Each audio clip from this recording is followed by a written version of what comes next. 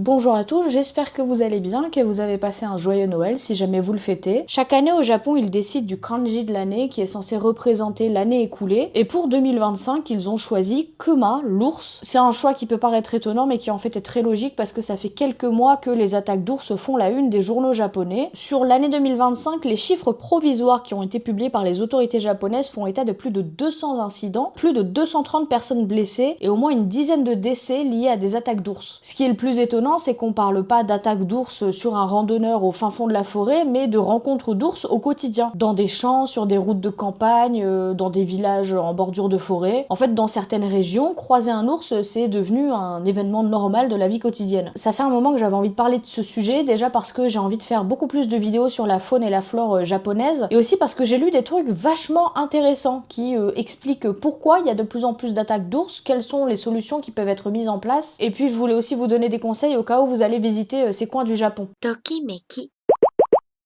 Alors au Japon, il y a deux espèces principales qui font le plus de dégâts. Le Tsukiwa no Guma, l'ours noir d'Asie qui est principalement sur Honshu et Shikoku. Et vers Hokkaido, il y a le Higuma, l'ours brun qui est beaucoup plus massif, plus puissant et historiquement beaucoup plus dangereux. Il faut savoir que si un ours attaque, c'est pas par cruauté envers les humains. L'ours ne chasse pas l'humain, en fait, il réagit à un stress, il veut se défendre ou alors il est motivé par la faim. Faut retenir que la faim est vraiment un facteur central de toutes ces attaques. Là-bas, les ours dépendent énormément des ressources naturelles, notamment les glands et les faines qui sont produits par tous les arbres de la famille des hêtres. Malheureusement, c'est des ressources qui connaissent des cycles et donc il y a certaines années où il y en a beaucoup moins que d'habitude. Et donc les ours qui n'ont pas suffisamment de ressources pour l'hiver n'ont pas d'autre choix que d'aller chercher à manger ailleurs. Il y a l'alpiniste et l'écologiste Ken Noguchi qui raconte sur Twitter le cas d'un ours abattu dont l'estomac contenait des restes humains. Il insiste beaucoup sur le fait que l'ours était anormalement maigre, qu'il n'avait presque aucune graisse, sauf qu'un ours maigre, c'est un animal qui sait qu'il ne survivra pas s'il ne mange pas rapidement et donc il est contraint de descendre vers les zones humaines pour chercher à manger. D'ailleurs, le gouvernement japonais met en garde les habitants de ces villages, etc. parce qu'en fait, ils attirent les ours involontairement chez eux. Quand ils laissent des poubelles mal fermées, des composts, des résidus agricoles, des résidus alimentaires, de la nourriture pour animaux, etc.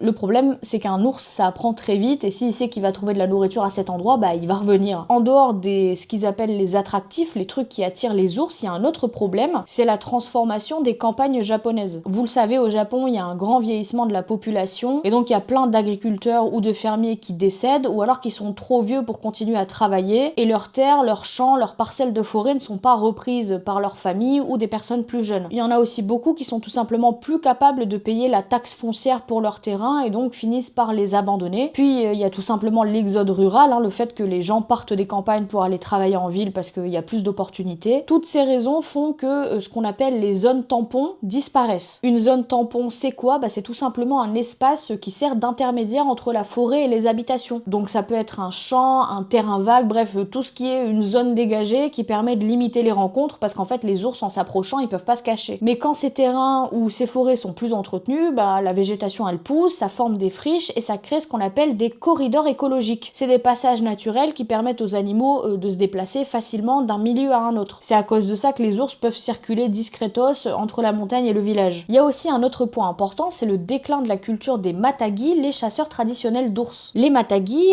ce sont historiquement des chasseurs de montagne qui vivent principalement dans le nord du Japon. Ils possèdent une licence officielle pour chasser, mais leurs pratiques n'ont rien à voir avec la chasse moderne telle qu'on la connaît aujourd'hui. Ils ont une vision qui se rapproche beaucoup de la philosophie animiste qu'on retrouve chez les Ainu, donc le peuple du nord du Japon, c'est-à-dire qu'ils ne voient pas l'animal, ici en l'occurrence l'ours, comme un nuisible à abattre, mais comme un esprit de la montagne, une vie sacrée qu'ils peuvent pas sacrifier comme ça pour rien. Ils ne chassent pas pour le plaisir, leur pratique elle est encadrée par des prières, des rituels et surtout un principe fondamental qui est de ne jamais gaspiller. Historiquement donc ces chasseurs permettaient de garder un certain équilibre local parce qu'ils connaissent la montagne, ils connaissent les animaux et donc ils étaient capables d'intervenir à l'échelle de leur territoire. Le problème c'est que comme les agriculteurs et les fermiers, ces chasseurs vieillissent et ils ont de moins en moins de jeunes à qui transmettre leur savoir-faire. Résultat, il y a y a de moins en moins de personnes qui sont capables d'intervenir rapidement et efficacement en cas de situation critique, notamment quand les attaques se multiplient. Alors la chasse est un sujet de débat, au Japon aussi, on va pas rentrer dedans aujourd'hui. Disons que le Japon a, comme beaucoup de pays, tendance à passer direct à l'abattage, alors qu'il y a plein d'autres solutions qu'il pourrait mettre en place pour éviter d'en arriver là. Comme le sujet m'intéresse, j'ai cherché pour vous les solutions que le Japon pourrait mettre en place pour éviter de dézinguer tous les animaux, et il y en a deux qui sortent du lot. À court terme, la mesure la plus efficace, ce serait de supprimer les attractifs. Donc tout ce dont on a parlé tout à l'heure, ce qui attire les ours vers les villages et les habitations, donc mieux gérer les déchets, les composts, les résidus agricoles, etc.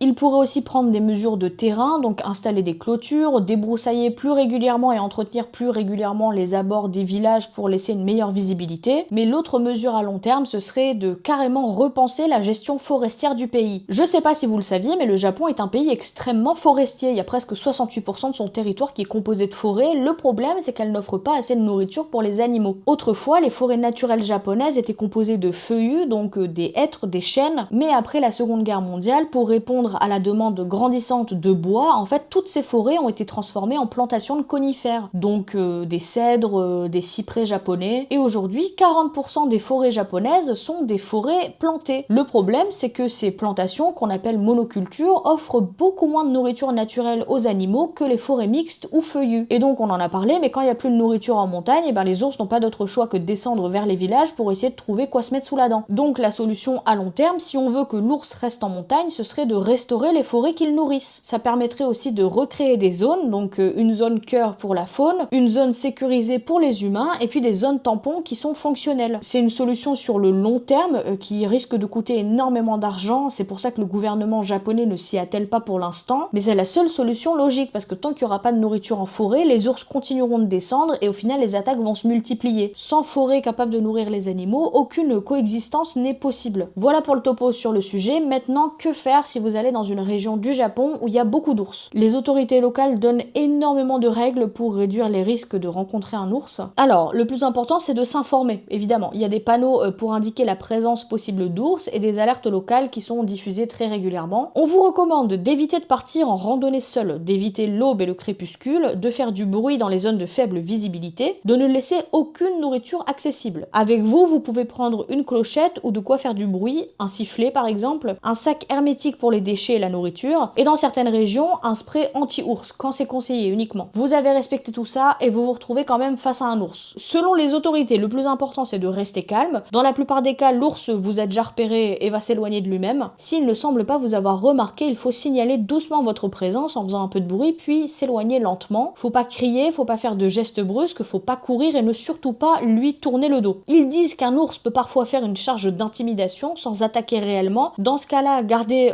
vos distances, regardez-le et reculez lentement, encore une fois sans lui tourner le dos. Si vous avez un spray anti-ours avec vous, c'est des sprays à base de piment, vous pouvez l'utiliser en visant le visage de l'ours, mais faut qu'il soit assez près de vous. En cas d'attaque, eh bien bonne chance. Bref, ne faites pas les malins et respectez les recommandations officielles.